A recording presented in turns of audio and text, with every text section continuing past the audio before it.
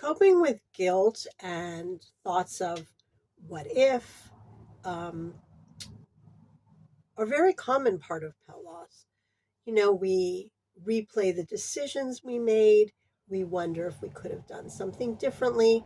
And it can really feel very, very overwhelming. And at least in my experience, it can drive you crazy and send you down a dark hole. And yeah, that has happened to me. And I really don't want you to get to the place where I was. So here are some suggestions that can help you deal with those very, very normal feelings. Hi, I'm Hindi. Welcome to Great Paws and All. And here are some tips that did help me. It's a process. It's a process we all have to go through, but these are some things that can actually help you over time. Now, I'm assuming that you have had a talk with your vet, and that is how you came to the conclusion and the decision that you did. You knew that your dog, whatever it was, your dog situation was just, it was getting worse, or he was going to reach the point where he'd really be suffering. Whatever it was, um, it doesn't matter. You had that chat, and you, based on the information that you got during that talk, you realized that it was the kindest thing you can do.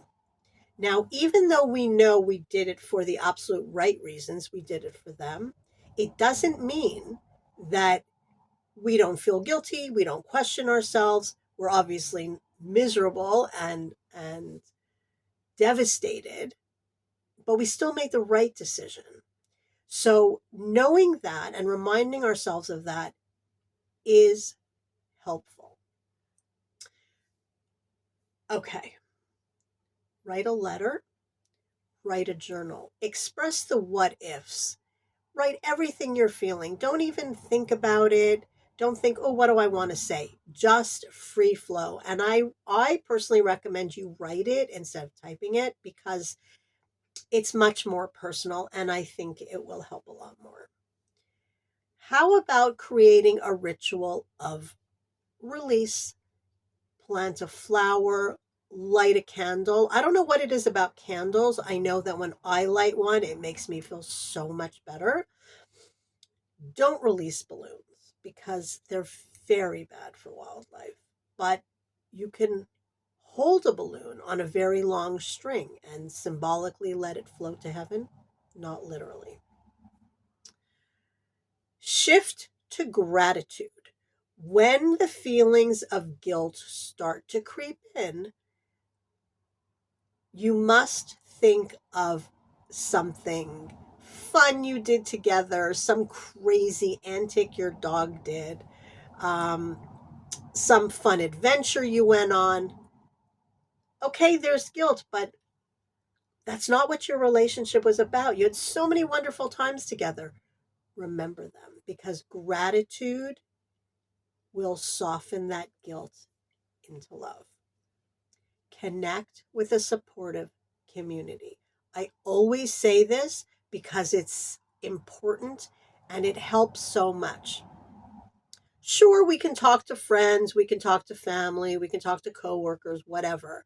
But if they haven't been through it, they really cannot understand.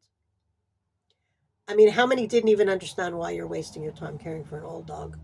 That's another subject. I'm not even going down that road. So find yourself a support group, whether it's in person, whether it's online, whether you um, just start your own, even if it's just with two or three other people. Meet in a cafe and just share your experiences, because I'm telling you they're normal, but other people have to tell you they're normal too. They're all feeling the same way. Guilt, grief, they all love company. And not only that, you also will come up with some tips to share, and you will see what helps one person feel better, and it may help you. And just being in a space where someone just gets it and you don't even have to explain yourself will make all the difference. So, does any of this sound familiar? How did you cope with it? Please share in the comments below. and help others who are going through the same thing, help them feel a little bit better. Anyway, thank you so much for watching this video, and have a wonderful day, everybody.